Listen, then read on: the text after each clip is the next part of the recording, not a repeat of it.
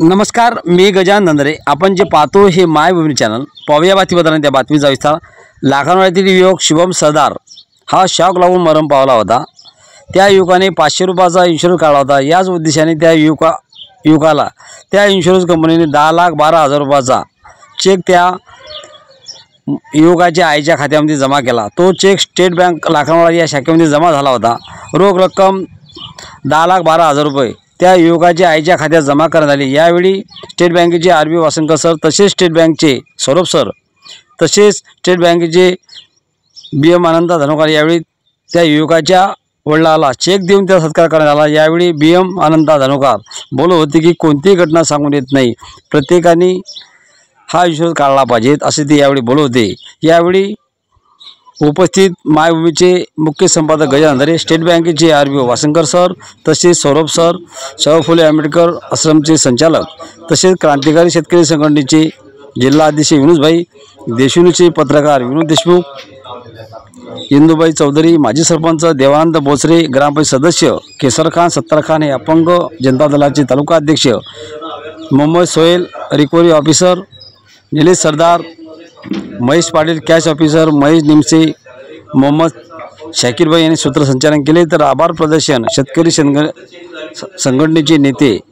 विनोदभाई यांनी केले। मायभूमीचा ground report.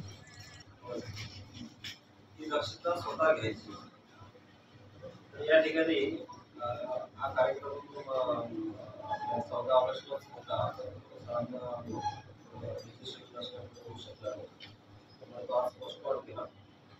आणि आज पण आपल्या रिक्वेस्ट केल्यानंतर सरांनी वेळ काढला। सरांचा आता लोणार होऊन आहे, सकाळी लोणारला गेले होते आणि आपल्यासाठी वेळ दिला स्वरूप सरांनी। स्वरूप सरांनी वसंत सर दोघांची मी आभार व्यक्त करतो। त्याचबरोबर इथं क्रांतिकारी शेतकरी संघटनेचे अवसर आहेत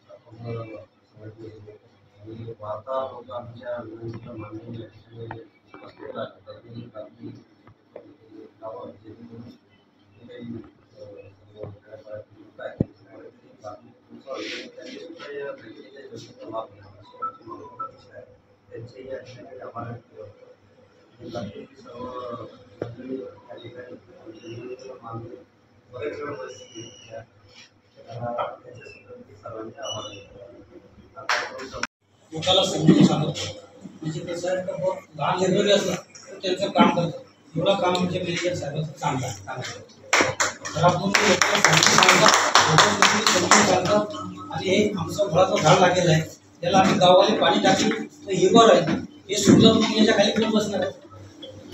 हे सर्वांना मदत करायला पाहिजे। आमचे मॅनेजर साहेब लेट कसोटी करतात बँकेसाठी, रात्री 9 वाजता जातात घरी। प्रत्येक खेड्यात मिटिंगला आम्ही त्याच्यासोबत असतो।